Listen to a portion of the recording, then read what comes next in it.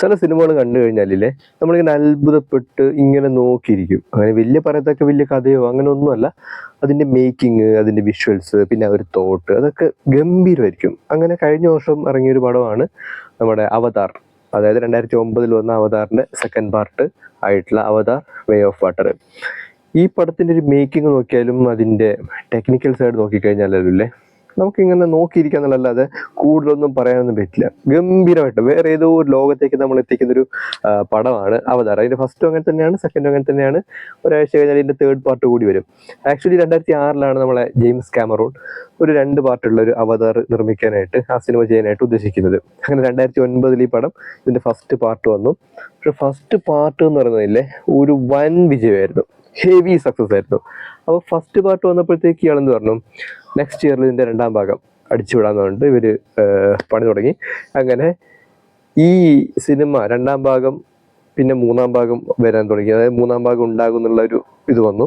പിന്നെ 4ാം ഭാഗം, 5ാം ഭാഗം, അങ്ങനെ 5 പാർട്ടുകളുള്ള ഒരു ഫ്രാഞ്ചൈസി ആക്കാന്ന് 2014 ആ ഒരു സമയത്തെല്ലാം ഇങ്ങനെ ചില ന്യൂസും കാര്യങ്ങളൊക്കെ വന്നു. അപ്പോഴത്തേക്ക് ഏകദേശം വർഷങ്ങൾ കടന്നുപോയി. 2014 ഇവർ എന്ത് ചെയ്തു, ഇതിന്റെ സെക്കൻഡ് പാർട്ട് വരുന്നൊക്കെയാണ് ആദ്യം പറയുന്നുണ്ടായത്. പക്ഷെ ആ സമയത്തും സെക്കൻഡ് പാർട്ട് വന്നില്ല. കാരണം ഇതിന്റെ ഈ ടെക്നോളജി ഇല്ലേ, ഈ motion capture, under water shooting എല്ലാം ആ സമയത്ത് അത്രയും ഡെവലപ്പായി വന്നിട്ടില്ല. നമ്മൾ ഫസ്റ്റ് പാർട്ടിൽ കണ്ടതിനെക്കാട്ടിലും കൂടുതൽ അണ്ടർ വാട്ടർ ഷൂട്ടിംഗ് എല്ലാം സെക്കൻഡ് പാർട്ടിന് ആവശ്യമാണ്. അതുകൊണ്ട് സെക്കൻഡ് പാർട്ടിന് വേണ്ടിയിട്ട് ഇവരെന്ത് ചെയ്തു, ഈ ടെക്നോളജി ഡെവലപ്പ് ആവുന്നത് വരെ ഈ ചങ്ങായി ഇതിന്റെ കഥയും കാര്യങ്ങളെല്ലാം മോഡിഫൈ ചെയ്ത് സെറ്റാക്കിയിരുന്നു. അങ്ങനെ 2017 ഈ പടത്തിന്റെ സെക്കൻഡ് പാർട്ട് ഷൂട്ട് തുടങ്ങുന്നത്. 2020 വരെ 3 വർഷം പടം ഷൂട്ട് ചെയ്തു. അങ്ങനെ 2022 അമേരിക്കയിലെ ചില സ്ഥലങ്ങളിലൊക്കെ ഈ പടം റിലീസായി. ചില ഈ ഫിലിം ഫെസ്റ്റിവലെല്ലാം ഉണ്ടാവുമല്ലോ. 2024 വേൾഡ് വൈഡ് ആയിട്ട് ഈ പടം ഇറങ്ങുന്നത്. ആക്ച്വലി അവതാർ 2ഉം അവതാർ 3യും ഒരേ സമയത്ത് തന്നെയാണ് ഷൂട്ട് ചെയ്തത്. ഇനി സെക്കൻഡ് പാർട്ടിലേക്ക് വന്നു കഴിഞ്ഞാലില്ലേ ഇതിന്റെ കഥ ഒരു നോർമൽ ആയിട്ടുള്ള ഒരു ഫാമിലി ലൈഫ്, അതുപോലെ തന്നെ ലവ്, റിവെഞ്ച്, ഇതൊക്കെ തന്നെയാണ് കഥ.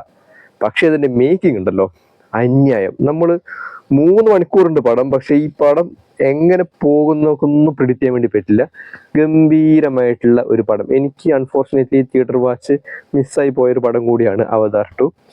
പക്ഷെ ഈ പടം ഫോണിൽ കാണുമ്പോഴുണ്ടല്ലോ നമുക്ക് ആ ഒരു എക്സൈറ്റ്മെന്റ് ഉണ്ട്, കണ്ടിരിക്കാൻ വേണ്ടി തോന്നുന്നുണ്ട്. അതായത് സ്ക്രീൻ ചെറുതായി പോയല്ലോ എന്ന് വെച്ചിട്ടായിട്ട് നമ്മൾ എക്സൈറ്റ് ചെയ്യിക്കാതെ ഒന്നുമില്ല. ഒരു അത്ഭുതം തന്നെ കേട്ടോ ഈ പടം, ഒരു അന്യായ പടം. നെക്സ്റ്റ് വീക്ക് ഇതിന്റെ തേർഡ് പാർട്ട് ഇറങ്ങുന്നുണ്ട്. സോ സെക്കൻഡ് പാർട്ട് കണ്ടിട്ടില്ലാത്ത ആൾക്കാർ എത്രയും പെട്ടെന്ന് ടെലഗ്രാമിൽ മറ്റോ ഡൗൺലോഡ് ചെയ്ത് സെക്കൻഡ് പാർട്ട് കാണുക. തേർഡ് പാർട്ട് ഉണ്ടല്ലോ ഉറപ്പായിട്ട് ഞാൻ തിയേറ്ററിൽ ഇരുന്ന് തന്നെ കാണും. ഇതൊരു അന്യായ പടമാണ്. ഇതിലെ പ്ലോട്ടിലേക്ക് വന്നു കഴിഞ്ഞാൽ ഈ പാൻഡോറയിലേക്ക് വീണ്ടും മനുഷ്യന്മാർ വരുന്നതും നമ്മുടെ സള്ളിവൻ ഫാമിലി അറ്റാക്ക് ചെയ്യാൻ വേണ്ടി പോകുന്നതൊക്കെയാണ് ഈ പടത്തിന്റെ പ്ലോട്ട് എന്ന് പറയുന്നത്. അപ്പോൾ ഈ ആ മനുഷ്യന്മാരുണ്ടല്ലോ, നീല മനുഷ്യന്മാരല്ല, അവർ വേറെ ഗ്രഹത്തിലുള്ള ആൾക്കാരാണ്.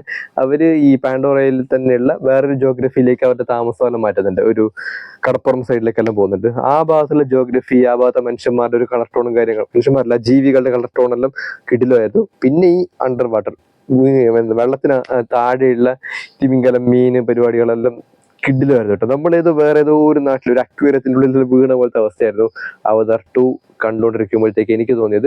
ഒരു വല്ലാത്ത സിനിമാറ്റിക് എക്സ്പീരിയൻസ് കേട്ടോ. ശരിക്കും ഇങ്ങനെ ചിന്തിക്കാനും ഈ ഒരു ബേസിക് തോട്ട് വരാൻ, അത് ഡെവലപ്പ് ചെയ്യാൻ, അതിന് ഈ രീതിയിൽ വിഷ്വലൈസ് ചെയ്യാൻ, ക്രിയേറ്റ് ചെയ്യാനൊക്കെ ഒരു നല്ല കഴിവ് വേണം. നമുക്കങ്ങനെ മലയാളത്തിൽ പറയാൻ പറ്റിയ ഒരു ഡയറക്ടേഴ്സ് ഒന്നുമില്ല. ഇപ്പൊ മലയാളത്തിൽ നമുക്ക് ഇങ്ങനെ ചൂണ്ടിക്കാണിക്കാൻ പോലൊരു പടമൊന്നുമില്ല, മലയാളത്തിലുള്ള ഇന്ത്യയിലും ഇല്ല.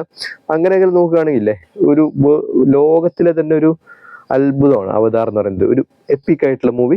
And hopefully waiting for Avatar 3. ഇതുവരെയും അവതാർ 2 കണ്ടിട്ടില്ലാത്ത ആൾക്കാർ കണ്ടു നോക്കുക. അവതാർ 3 പറ്റുമെങ്കിൽ തിയേറ്ററിൽ തന്നെ കാണാൻ വേണ്ടി നോക്കുക. ഞാനും അതിനുവേണ്ടി വെയിറ്റിംഗ് ആണ്.